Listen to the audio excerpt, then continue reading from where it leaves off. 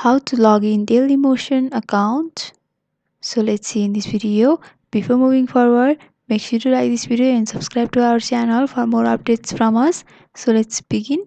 So first of all, you need to open up your preferred browser on your PC. Here I have opened up Google Chrome. After that, in the search bar, you have to click in search for Dailymotion.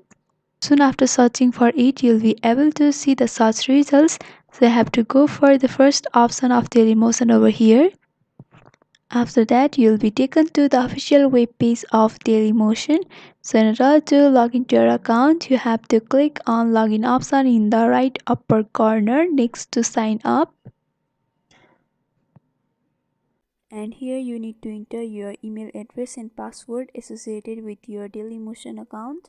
If you forgot your password, then you can go for forgot password option, where you will be helped to reset your password and you'll be able to log into your account again.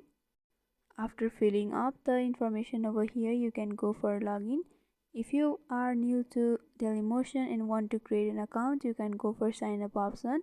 If you want to continue with Google, then also you can go for continue with Google. And after going for logging in, you will be directly logged in into your account. So by following this simple step, you can log in Dailymotion account. So hope this video was helpful.